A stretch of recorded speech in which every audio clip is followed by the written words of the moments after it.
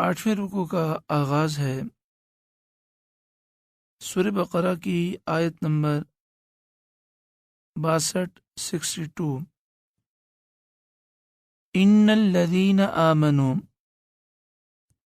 والذین ہادوا والنصارى والصابئین من آمن باللہ والیوم الآخر، بے شک اہل ایمان اور یہودیوں، نصرانیوں اور ستارہ پرستوں میں سے جو لوگ بھی اللہ اور قیامت کے دن پر ایمان لے آئیں، وعمل صالحا اور نیک کام کریں، فلہم اجرہم عند ربہم، تو ان کے لیے ان کے رب کے پاس ان کا اجر ہے، ولا خوف علیہم ولا هم یحزنون، نہ ان پر کوئی خوف ہوگا نہ وہ غمگین ہوں گے۔ اس آیت کریمہ میں والذین ہادو سے مراد یہودی ہیں۔ یہودیوں کو یہودی اس لیے کہتے ہیں کہ انہوں نے کہا تھا انا ہدنا الیک، سورہ اعراف آیت نمبر 156، یعنی ہم تیری طرف مائل ہوئے۔ بعض مفسرین نے فرمایا کہ یہودیوں کو یہودی اس لیے کہتے ہیں کہ انہوں نے بچھڑے کی پوجا سے توبہ کی تھی، تو یہودی کے معنی ہوئے توبہ کرنے والا۔ اور بعض مفسرین کہتے ہیں کہ چونکہ وہ لوگ دین اسلام اور دین موسیٰ سے منحرف ہوئے، اس لیے انہیں یہودی کہتے ہیں کہ یہودی کا ایک معنی منحرف ہونے والا ہے۔ نصرانیوں کو نصارہ اس لیے کہتے ہیں کہ حضرت سیدنا عیسیٰ علیہ السلام کے حواریوں نے کہا تھا نحن انصار اللہ، سورہ صف آیت نمبر 14، یعنی ہم دین خدا کے مددگار ہیں۔ بعض مفسرین نے اس کی وجہ یہ بیان کی ہے کہ انہیں ناصرہ نامی ایک بستی کی طرف نسبت کی وجہ سے نصرانی کہا جاتا تھا، اور حضرت عیسیٰ علیہ السلام بھی اس بستی میں ٹھہرا کرتے تھے۔ صابئین اس شخص کو کہتے ہیں جو ایک دین کو چھوڑ کر دوسرا دین اختیار کرے، یا اس کے معنی یہ ہے وہ شخص جو دین سے نکل گیا۔ صابئین کے بارے میں مفسرین کے مختلف اقوال ہیں۔ حضرت عمر اور حضرت عبداللہ بن عباس رضی اللہ تعالی عنہم فرماتے ہیں صابئین سے اہل کتاب کا ایک گروہ مراد ہے۔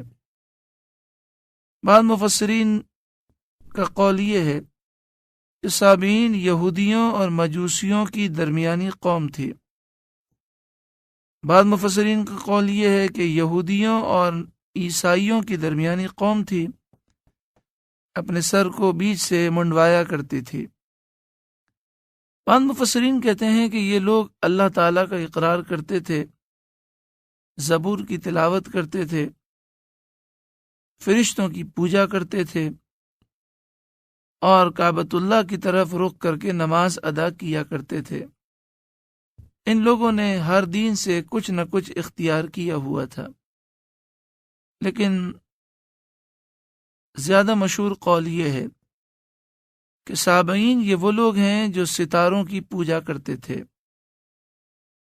یہاں پر یہ فرمایا گیا کہ مومنین ہوں، یہودی، عیسائی، صابئین، جو کوئی بھی اللہ اور آخرت پر ایمان لائے اور پھر اس پر ثابت قدم رہے اور اچھے اعمال کرے، تو اس کے لیے اس کے رب کے پاس اجر عظیم ہے، اور نہ اس پر کوئی خوف ہوگا اور نہ وہ غمگین ہوں گے۔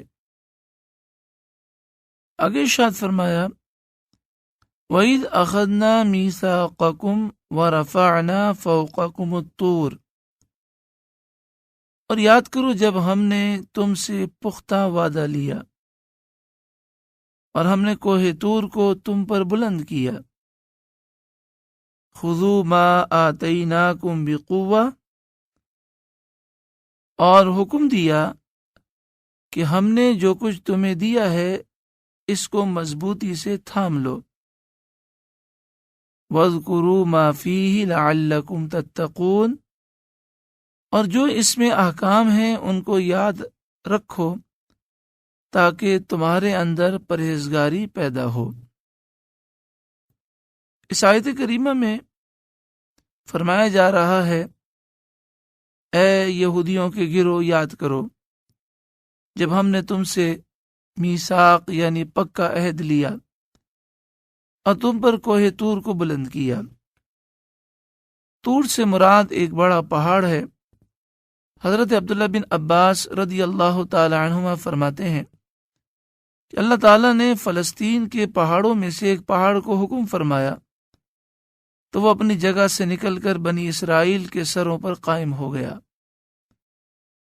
اور ایسا اس لیے ہوا کہ جب اللہ تعالیٰ نے سیدنا موسیٰ علیہ السلام پر توریت کو نازل فرمایا اور بنی اسرائیل کو توریت کے احکام پر عمل کرنے کا حکم دیا تو انہوں نے اس کتاب کے مشکل احکامات اور سخت تکالیف کی وجہ سے اس کو قبول کرنے سے انکار کر دیا۔ اللہ تعالیٰ نے جبریل امین کو حکم دیا کہ وہ بنی اسرائیل کے لشکر کی مقدار کے مطابق ایک پہاڑ کو اکھیڑیں، اور وہ پہاڑ 1 فرسخ لمبا یعنی 8 کلومیٹر کے برابر تھا اور 1 فرسخ چوڑا تھا، یعنی چوڑائی بھی اس کی تقریباً 8 کلومیٹر تھی۔ سو جبریل نے اس پہاڑ کو سائبان کی طرح لوگوں کی قد و قامت کی مقدار ان کے سروں پر بلند کر دیا، اور ان سے کہا گیا کہ اگر تم لوگوں نے توریت کے احکامات کو قبول نہ کیا تو میں یہ پہاڑ تم پر چھوڑ دوں گا۔ پھر ان سے فرمایا گیا کہ جو کچھ ہم نے تمہیں عطا کیا اس کو قوت یعنی محنت اور کوشش کے ساتھ پکڑ لو اور یاد کرو جو کچھ اس میں ہے، یعنی اس کو پڑھو، اس امید پر کہ تم پرہیزگار بن جاؤ، یعنی تم دنیا میں ہلاکت اور آخرت میں عذاب سے بچ جاؤ۔ اگر تم نے یہ تسلیم نہ کیا تو یہ پہاڑ تمہارے اوپر گرا دیا جائے گا۔ جب بنی اسرائیل نے اس پہاڑ کو دیکھا تو انہوں نے توریت کو قبول کر لیا اور سجدے میں گر گئے۔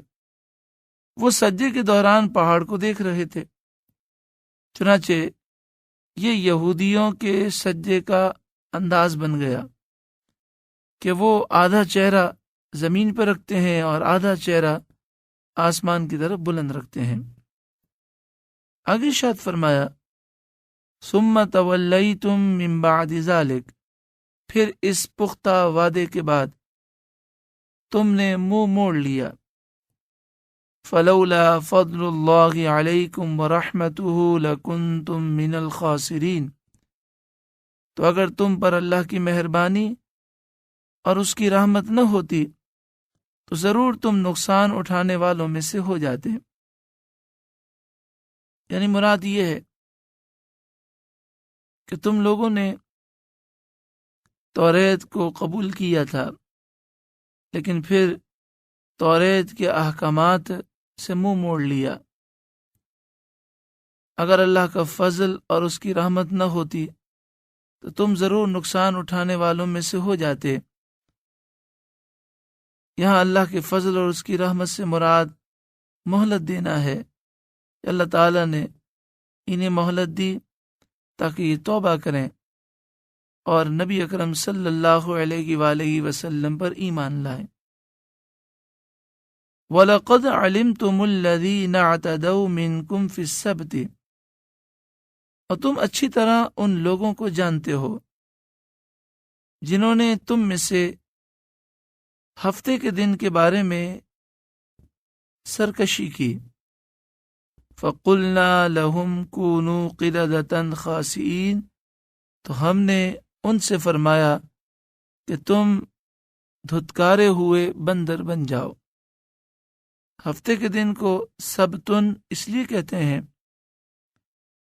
کہ اس کے معنی ہے منقطع کرنا۔ تو چونکہ یہودی اس دن کی تعظیم کیا کرتے تھے اور اس میں اپنے اعمال منقطع کر دیا کرتے تھے، اس لیے ہفتے کے دن کو سبتن کہتے ہیں۔ سیدنا داؤد علیہ السلام کے زمانے میں بنی اسرائیل کا ایک گروہ مقام ایلا کی کسی بستی میں رہتا تھا۔ اللہ تعالیٰ نے ہفتے کے دن ان پر دنیاوی کاموں کو حرام کر دیا۔ بنی اسرائیل کے اس گروہ کا کاروبار مچھلیوں کا شکار کرنا تھا۔ جب اللہ تعالیٰ نے حکم دیا کہ ہفتے کے دن مچھلیوں کے شکار سے اپنے آپ کو روکو اور ہر دنیاوی کام سے روکو، تو انہوں نے ہفتے کے دن شکار کرنا چھوڑ دیا، مگر پھر ان کا امتحان لیا گیا۔ جب ہفتے کا دن آتا تو قدرت خداوندی سے سمندر کی ساری مچھلیاں اکٹھی ہو جاتی، حتیٰ کہ مچھلیوں کی کثرت کی وجہ سے پانی دکھائی نہ دیتا۔ جب ہفتے کا دن گزر جاتا تو ساری مچھلیاں بکھر جاتی اور سمندر کی تہہ سے چمٹ جاتی، جیسا کہ سورہ اعراف آیت نمبر 163 میں ارشاد ہے، اذ تأتیہم حیتانہم یوم سبتہم شرعا ویوم لا یسبتون لا تأتیہم۔ جب ہفتے کے دن ان کی مچھلیاں پانی پر تیرتی ہوئیں ان کے سامنے آتی، اور جو دن ہفتے کا نہ ہوتا تو وہ ان کے سامنے نہ آتی۔ پھر شیطان نے انہیں وسوسہ ڈالا اور کہا کہ تمہیں صرف ہفتے کے دن مچھلیاں پکڑنے سے منع کیا گیا ہے، باقی دنوں میں منع نہیں کیا گیا۔ سو ان میں سے کچھ لوگوں نے ہفتے کے دن کا ارادہ کیا اور سمندر کے ارد گرد بڑے بڑے حوض تالاب کھود دیے اور سمندر سے ان حوضوں کی طرف نہریں نکال لیں۔ پھر جب جمعے کو رات ہوتی تو ان نہروں کو کھول دیتے اور سمندر کی موجیں مچھلیوں کو ان حوضوں کی طرف موڑ دیتی۔ یوں مچھلیاں ان حوضوں میں آ جاتی اور حوضوں کی گہرائی کی وجہ سے وہاں سے نکل نہ پاتی، اور ہفتے کے دن کی مچھلیاں وہاں جمع ہو جاتی۔ پھر جب اتوار کا دن آتا تو وہ ان مچھلیوں کو پکڑ لیتے۔ چنانچہ انہوں نے مچھلیاں پکڑنا شروع کر دیں، ان پر نمک لگانے لگے، انہیں کھانا شروع کر دیا اور ان کی خرید و فروخت شروع کر دی۔ جب انہوں نے یہ کام شروع کر دیا تو بستی کے رہنے والے، جو کہ تقریباً 70,000 افراد تھے، 3 قسموں میں تقسیم ہو گئے۔ ایک قسم ان لوگوں کی تھی جو خود بھی شکار سے رکے رہے اور دوسروں کو بھی شکار سے روکتے تھے۔ دوسری قسم ان لوگوں کی تھی جو خود تو شکار نہیں کرتے تھے لیکن کرنے والوں کو منع بھی نہیں کرتے تھے۔ اور تیسری قسم ان لوگوں کی تھی جو اس جرم میں خوب منہمک ہو گئے اور اللہ کے حکم کی بے حرمتی کرنے لگے۔ روکنے والے کل 12,000 افراد تھے۔ جب مجرموں نے ان منع کرنے والوں کی نصیحت کو قبول کرنے سے انکار کر دیا تو منع کرنے والوں نے صاف کہہ دیا کہ اللہ کی قسم، ہم ایک بستی میں تمہارے ساتھ نہیں رہ سکتے۔ چنانچہ ایک دیوار قائم کر کے اس بستی کو انہوں نے آپس میں تقسیم کر لیا، اور اسی حالت میں کئی سال ان پر گزر گئے۔ پھر منع کرنے کے باوجود مسلسل گناہ پر اصرار کرنے کی وجہ سے حضرت داؤد علیہ السلام نے یہودیوں کے لیے ہلاکت کی دعا فرمائی، اور اللہ تعالی نے غضب فرمایا۔ چنانچہ ایک دن سارے منع کرنے والے اپنے گھروں سے نکل گئے جبکہ مجرموں میں سے کوئی بھی نہ نکلا، نہ انہوں نے اپنے دروازے کھولے۔ جب انہیں اندر دیر ہو گئی تو لوگ دیوار پھلانگ کر ان کے گھروں میں داخل ہوئے تو کیا دیکھتے ہیں کہ سارے کے سارے بندر بن چکے ہیں۔ ان کی دمیں بھی تھیں اور وہ بندروں کی آواز بھی نکال رہے تھے۔ بعض مفسرین کا قول یہ ہے کہ ان میں جو نوجوان تھے وہ بندر بن گئے تھے اور جو بوڑھے تھے وہ خنزیر بن گئے تھے۔ 3 دن تک وہ اسی حال میں رہے، پھر وہ سب ہلاک ہو گئے، اور 3 دن سے زیادہ ان کا مسخ باقی نہیں رہا، یعنی صرف 3 دن تک ان کی شکلیں بگڑی رہیں، اور اس دوران ان کے یہاں کسی قسم کی کوئی ولادت نہیں ہوئی۔ فَقُلْنَا لَهُمْ كُونُوا قِرَدَةً خَاسِئِينَ، بس ہم نے ان سے فرمایا ہو جاؤ دھتکارے ہوئے بندر۔ آیت مبارکہ کا یہ حکم امر تحویل اور امر تکوین ہے، یعنی ایک حالت سے دوسری حالت کی طرف منتقل ہو جاؤ۔ خاسئین کا معنی ہے دور کیا ہوا، دھتکارا ہوا۔ فَجَعَلْنَاهَا نَكَالًا لِمَا بَيْنَ يَدَيْهَا وَمَا خَلْفَهَا، بس ہم نے اس سزا کو اس زمانے کے لوگوں اور بعد کے لوگوں کے لیے نشان عبرت بنا دیا۔ وَمَوْعِظَةً لِّلْمُتَّقِينَ، اور پرہیزگاروں کے لیے نصیحت بنا دیا۔ محترم پیارے بھائیوں، یہ واقعہ عبرت کے لیے ہے۔ ہم بھی عبرت حاصل کریں کہ بنی اسرائیل کا یہ گروہ مسلمان تھا، یہ شریعت کی پابندی کرتے تھے، لیکن ایک معاملے میں انہوں نے اللہ کے حکم کی نافرمانی کی اور اس کے لیے ایک ناجائز ہیلا نکالا، اور یہ مسلسل یہ گناہ کرتے رہے، آخرکار ان پر اللہ کا غضب نازل ہوا۔ اس میں ہمارے لیے عبرت ہے۔ ہمیں چاہیے کہ ہم اپنے آپ کو گناہوں سے بچائیں۔ بسا اوقات گناہ کرنے کی سزا فوراً نظر نہیں آتی، لیکن انسان کو چاہیے کہ وہ جلدی توبہ کر لے، اس سے پہلے کہ گناہ کی نحوست انسان کو گھیر لے۔ اللہ تعالی ہمیں سچی پکی توبہ کی توفیق عطا فرمائے۔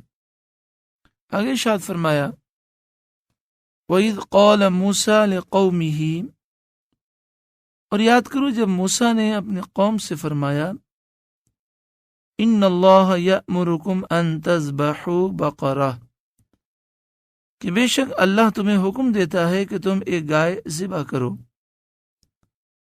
قَالُوا أَتَتَّخِذُنَا هُزُوًا، انہوں نے کہا کیا آپ ہمارا مذاق اڑا رہے ہیں؟ قَالَ أَعُوذُ بِاللَّهِ أَنْ أَكُونَ مِنَ الْجَاهِلِينَ، موسیٰ علیہ السلام نے فرمایا میں اس بات سے اللہ کی پناہ مانگتا ہوں کہ میں جاہلوں میں سے ہو جاؤں۔ بقرتن بقر کا واحد ہے اور اس کا معنی گائے ہے، اور یہ لفظ اصلاً البقر سے مشتق ہے جس کے معنی ہے چیرنا۔ گائے کو بقرہ اس لیے کہا جاتا ہے کہ وہ کھیتی باڑی کے وقت زمین کو چیرتی ہے۔ بنی اسرائیل کے زمانے میں ایک مالدار آدمی تھا، اس کا ایک غریب چچا زاد بھائی تھا، اور صرف وہی اس مالدار آدمی کا وارث تھا۔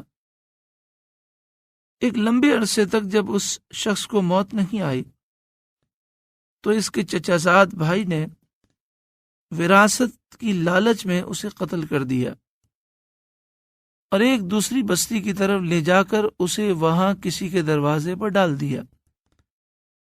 جب صبح ہوئی تو شور مچا دیا اور خود ہی اس کے خون کا مطالبہ بھی کر دیا اور کچھ لوگوں کے خلاف قتل کا مقدمہ درج کر دیا، یعنی دعویٰ کر دیا کہ ان لوگوں نے میرے رشتہ دار کو قتل کیا ہے۔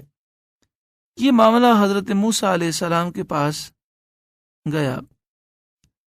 حضرت موسیٰ علیہ السلام سے لوگوں نے درخواست کی کہ آپ اللہ کی بارگاہ میں دعا کریں کہ وہ اس مشکل معاملے کو ان پر واضح فرما دے۔ حضرت موسیٰ علیہ السلام نے اللہ کی بارگاہ میں درخواست کی تو اللہ نے انہیں ایک گائے ذبح کرنے اور اس گائے کا ایک حصہ مقتول پر مارنے کا حکم دیا۔ تو موسیٰ علیہ السلام نے اپنی قوم سے فرمایا، بے شک اللہ تمہیں ایک گائے کے ذبح کرنے کا حکم فرماتا ہے۔ جواباً آپ کی قوم نے کہا کہ ہم آپ سے مقتول کے معاملے سے متعلق گزارش کر رکھے ہیں اور آپ ہمیں گائے ذبح کرنے کا حکم فرما کر ہمارا مذاق اڑا رہے ہیں۔ یہ بات موسیٰ علیہ السلام سے ان لوگوں نے اس لیے کہی کہ بظاہر قتل کا کیس اور گائے کو ذبح کرنا ان دونوں میں بہت فرق ہے، لیکن یہ لوگ اس بات کو نہ سمجھ سکے کہ اس حکم میں کیا حکمت ہوگی۔ موسیٰ علیہ السلام نے اپنی قوم سے کہا کہ میں اللہ کی پناہ مانگتا ہوں، یعنی اس کی حفاظت میں آتا ہوں اس بات سے کہ میں جاہلوں میں سے، نادانوں میں سے ہو جاؤں، یعنی مومنوں کا مذاق اڑانے والوں میں سے ہو جاؤں، یا مراد یہ ہے کہ میں اللہ کی پناہ مانگتا ہوں اس بات سے کہ میں تمہارے سوال کے برخلاف جواب دے کر جاہلوں میں سے ہو جاؤں۔ یعنی مراد یہ ہے کہ سوال کچھ ہو، جواب کچھ دیا جائے، یہ تو نادانوں کا طریقہ ہے اور میں ہرگز نادانوں میں سے نہیں ہوں۔ جب بنی اسرائیل کو یقین ہو گیا کہ گائے کا ذبح کرنا اللہ کی طرف سے واجب ہے تو انہوں نے سیدنا موسیٰ علیہ السلام سے اس گائے کی صفتیں اور اس کا حلیہ معلوم کیا۔ حالانکہ اگر وہ کسی بھی گائے کو ذبح کر دیتے تو وہ حکم کی تعمیل میں انہیں کافی ہو جاتی، لیکن انہوں نے اپنے آپ پر سختی کی، نتیجتاً اللہ کی طرف سے ان پر حکم سخت کر دیا گیا۔ ہوا یہ کہ بنی اسرائیل میں ایک نیک آدمی تھا، اس کا ایک بچہ تھا اور گھر میں ایک گائے کا بچہ بھی تھا۔ وہ اس گائے کے بچے کو جنگل میں لے کر گیا اور اللہ کی بارگاہ میں عرض کی، اے اللہ، یہ گائے کا بچہ میں اپنے بچے کے لیے تیرے پاس امانت رکھواتا ہوں، یہاں تک کہ میرا بچہ بڑا ہو جائے تو اسے یہ امانت عطا فرما۔ اس نیک آدمی کا انتقال ہو گیا، وہ گائے کا بچہ جنگل میں بڑا ہو گیا۔ وہ لوگوں کے قریب گائے نہیں آتی تھی بلکہ ان سے بھاگتی تھی۔ اس عرصے میں اس شخص کا بچہ بڑا ہو گیا اور وہ اپنی والدہ کا بہت ہی فرم بردار تھا۔ اس نے اپنی رات کو 3 حصوں میں تقسیم کیا ہوا تھا۔ ایک حصے میں وہ نماز ادا کرتا، ایک حصے میں آرام کرتا اور ایک حصے میں اپنی والدہ کے سرہانے بیٹھا رہتا اور خدمت کرتا۔ جب صبح ہوتی تو لکڑیاں چننے کے لیے نکل جاتا اور ان لکڑیوں کو بازار میں لا کر بیچ دیتا، پھر اس کمائی کا ایک حصہ صدقہ کر دیتا، ایک حصہ اپنے کھانے پینے میں خرچ کرتا اور ایک حصہ اپنی ماں کو دے دیتا۔ ایک دن اس کی ماں نے اس سے کہا، بیٹا، تیرے والد نے تیرے لیے ایک گائے وراثت میں چھوڑی ہے اور اس کو فلاں جنگل میں اللہ کے سپرد کیا ہے، تم وہاں جاؤ اور جا کر حضرت ابراہیم، اسماعیل اور اسحاق علیہ السلام کے رب سے دعا کرو کہ وہ گائے تمہارے پاس لوٹا دے۔ اس گائے کی علامت یہ ہے کہ جب تم اسے دیکھو گے تو ایسا معلوم ہوگا کہ اس کی کھال سے سورج کی شعاعیں نکل رہی ہیں۔ اس کے حسن اور زرد رنگ کی وجہ سے اسے مزاحبہ کہا جاتا تھا۔ مزاحبہ کے معنی ہے وہ چیز جو سونے کی طرح ہو۔ جب وہ لڑکا اس جنگل میں آیا تو اس نے گائے کو دیکھا، دیکھتے ہی پکار اٹھا، میں تجھے حضرت ابراہیم، اسماعیل اور اسحاق کے رب کی قسم دیتا ہوں۔ گائے نے یہ سنا تو فوراً اس کی طرف متوجہ ہوئی اور اس کے سامنے کھڑی ہو گئی۔ وہ لڑکا اس کے سینگ پکڑ کر اسے کھینچنے لگا تو اللہ کے حکم سے وہ گائے بولنے لگی، اور تفسیر خازن میں ہے کہ اس نے لڑکے سے کہا، اے ماں کے فرمانبردار بیٹے، تو مجھ پر سوار ہو جا۔ اس نوجوان نے کہا، میری ماں نے مجھے سوار ہونے کا حکم نہیں دیا۔ گائے نے کہا، اللہ کی قسم، اگر تو مجھ پر سوار ہو جاتا تو کبھی بھی مجھ پر تجھے قابو حاصل نہ ہوتا۔ اب تو چل، اور اگر تو پہاڑ کو حکم دے گا کہ وہ اپنی جگہ سے اکھڑ جائے تو وہ ضرور ایسا کرے گا، کیونکہ تو اپنی ماں کا فرمانبردار ہے۔ سو وہ نوجوان اس گائے کو لے کر اپنی ماں کی طرف چل پڑا۔ اس کی ماں نے اس سے کہا کہ تیرے پاس مال و دولت نہیں ہے، دن میں لکڑیاں چنتا ہے، رات میں عبادت کرنا تیرے لیے دشوار ہو جاتا ہے، لہذا تو جا اور اس گائے کو بازار میں بیچ دے۔ اس نے ماں سے پوچھا کہ میں اس کو کتنے میں فروخت کروں؟ تو ماں نے کہا، 3 دینار میں اس کو فروخت کرنا، اور میرے مشورے کے بغیر اس کو فروخت نہ کرنا۔ اس وقت گائے کی قیمت 3 دینار تھی۔ وہ اس گائے کو لے کر بازار کی طرف چل پڑا۔ اللہ تعالیٰ نے اس کی طرف ایک فرشتہ بھیج دیا تاکہ مخلوق کو اپنی قدرت دکھا دی جائے اور اس نوجوان کو آزمایا جائے کہ وہ اپنی ماں کا کیسا فرمانبردار ہے، حالانکہ اللہ تعالیٰ ہر چیز کو خوب جانتا ہے۔ فرشتے نے آ کر لڑکے سے پوچھا کہ یہ گائے کتنے کی ہے؟ لڑکے نے کہا، 3 دینار میں، لیکن اس شرط پر کہ میری ماں بھی اس پر راضی ہو۔ تو فرشتے نے کہا کہ میں تجھے 6 دینار دینے کو تیار ہوں، لیکن تو اپنی ماں سے مشورہ نہ کر۔ تو اس نوجوان نے کہا کہ اگر تم مجھے اس گائے کے وزن کے برابر سونا دے دو تب بھی میں اسے اپنی والدہ کی مرضی کے بغیر نہیں لوں گا۔ یہ کہہ کر وہ نوجوان اپنی ماں کی طرف لوٹ گیا اور قیمت کے بارے میں تفصیل بتائی۔ اس کی ماں نے کہا، تو جا اور اس کو 6 دینار میں بیچ دے، اور اس کو میری رضامندی کے بغیر نہ بیچنا۔ وہ گائے لے کر بازار کی طرف چل پڑا۔ ادھر فرشتہ بھی آ گیا۔ فرشتے نے پوچھا، کیا تم نے اپنی ماں سے مشورہ کر لیا؟ تو نوجوان نے کہا، ہاں، میری ماں نے مجھے حکم دیا ہے کہ میں اس کی رضامندی کے مطابق قیمت کو 6 دینار سے کم نہ کروں۔ فرشتے نے کہا کہ میں تمہیں 12 دینار دینے کو تیار ہوں، لیکن تم اپنی ماں سے مشورہ نہ کرو۔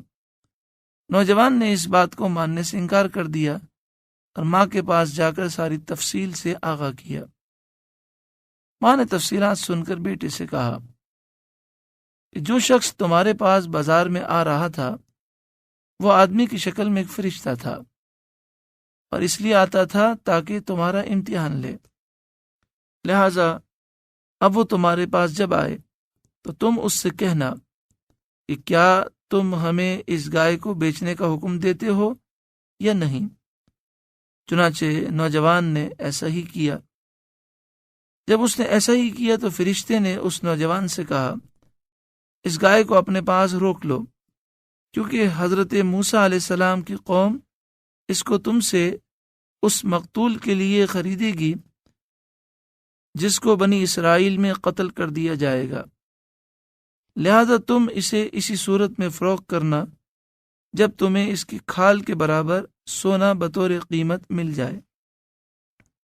چنانچہ اس نوجوان نے اس گائے کو روکے رکھا، اور اللہ تعالیٰ نے بنی اسرائیل پر اسی گائے کو ذبح کرنا فرض کر دیا۔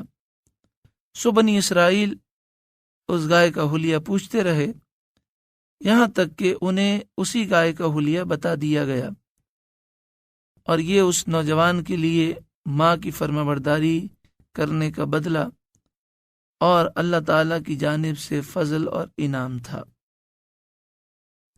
محترم اور پیارے بھائیوں اور بہنوں، اس واقعے میں آپ دیکھیں کہ وہ نوجوان کتنا نیک و صالح تھا۔ رات کے بھی 3 حصے، ایک حصہ عبادت میں، ایک حصہ آرام میں اور ایک حصہ ماں کی خدمت میں۔ اپنی آمدنی کے بھی 3 حصے، ایک حصہ اللہ کی راہ میں، ایک اپنی ذات پر اور ایک ماں کی خدمت میں۔ جو ماں باپ کا فرمانبردار ہوتا ہے، اللہ اور اس کے رسول کی فرمانبرداری کرتا ہے اور پاکیزہ زندگی گزارتا ہے، تو اللہ تعالیٰ اس کی غیب سے مدد فرماتا ہے۔ قرآن مجید فرقان حمید میں ارشاد ہے، وَمَن يَتَّقِ اللَّهَ يَجْعَل لَّهُ مَخْرَجًا وَيَرْزُقْهُ مِنْ حَيْثُ لَا يَحْتَسِبُ۔ جو اللہ سے ڈرے، اللہ اس کی مشکل کو آسان فرماتا ہے، اس کے لیے مشکلات سے نکلنے کا راستہ عطا فرماتا ہے اور اسے وہاں سے روزی دیتا ہے جہاں سے اس کا گمان بھی نہیں ہوتا۔ ہمیں چاہیے کہ ہم اپنے ماں باپ کی خدمت کریں، اپنے ماں باپ کی فرمانبرداری کریں، فرائض، واجبات، سنت مؤکدہ کی پابندی کریں، ایک اچھی اور پاکیزہ زندگی گزاریں۔ انشاءاللہ دنیا بھی سنور جائے گی اور آخرت بھی سنور جائے گی۔ اسی واقعے کو قرآن مجید فرقان حمید نے آگے اس طرح بیان فرمایا کہ جب حضرت موسیٰ علیہ السلام نے بنی اسرائیل سے کہا کہ گائے ذبح کرو، قالوا ادع لنا ربک یبین لنا ما ہی، بنی اسرائیل نے موسیٰ علیہ السلام سے کہا آپ ہمارے لیے اپنے رب سے دعا کیجئے کہ وہ ہمارے لیے واضح فرمائے کہ وہ گائے کیسی ہے۔ قال انه يقول انها بقرۃ لا فارض ولا بکر، موسیٰ علیہ السلام نے فرمایا کہ بے شک وہ فرماتا ہے کہ وہ گائے نہ بوڑھی ہو نہ بچی، عوان بین ذالک، بلکہ دونوں کے درمیان میں ہو، فافعلوا ما تؤمرون، بس تم کو جو حکم دیا جا رہا ہے اس کو بجا لاؤ۔ فارض سے مراد بوڑھی گائے ہے جو بچہ جننے کے قابل نہیں ہوتی، اور بکر سے مراد اتنی چھوٹی عمر کی گائے ہے جو بچہ جننے کے قابل نہیں ہوتی۔ یعنی دونوں صورتوں میں گائے بچہ جننے کے قابل نہیں ہوتی، تو فرمایا ان دونوں کے بیچ میں ہو، یعنی ان دونوں عمروں کے بیچ میں گائے ہو۔ فَفْعَلُوا مَا تُؤْمَرُونَ، سو تم وہ کرو جس کا تمہیں حکم دیا جا رہا ہے، یعنی گائے ذبح کرو، زیادہ سوالات نہ کرو۔ قَالُوا ادْعُ لَنَا رَبَّكَ يُبَيِّن لَنَا مَا لَوْنُهَا، انہوں نے کہا آپ ہمارے لیے اپنے رب سے دعا کیجئے کہ وہ ہمارے لیے واضح فرمائے کہ اس کا رنگ کیسا ہے۔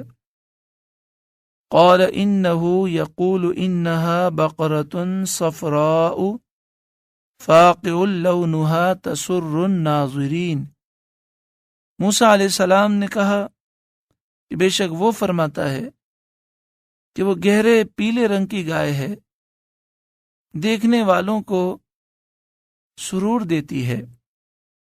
وہ گہرے پیلے رنگ کی گائے ہے، دیکھنے والوں کو سرور دیتی ہے، یعنی دیکھنے والوں کو اچھی لگتی ہے، اور اس کا رنگ ڈارک پیلا ہے۔ قالوا ادع لنا ربک یبین لنا ما ہی، انہوں نے کہا کہ آپ ہمارے لیے اپنے رب سے دعا کیجئے کہ وہ ہمارے لیے واضح کر دے کہ اس گائے کی خصوصیات کیا ہیں۔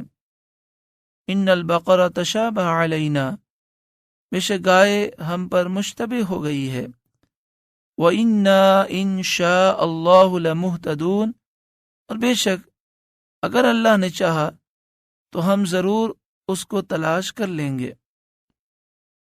تفسیر طبری حدیث نمبر 1246 اور تفسیر بغوی حدیث نمبر 58 میں ہے، رسول اللہ صلی اللہ علیہ وسلم نے ارشاد فرمایا، اللہ کی قسم اگر یہ لوگ انشاءاللہ نہ کہتے تو کبھی بھی ان کے لیے گائے کو واضح اور ظاہر نہ کیا جاتا، یعنی کبھی بھی یہ گائے کو تلاش نہ کر سکتے۔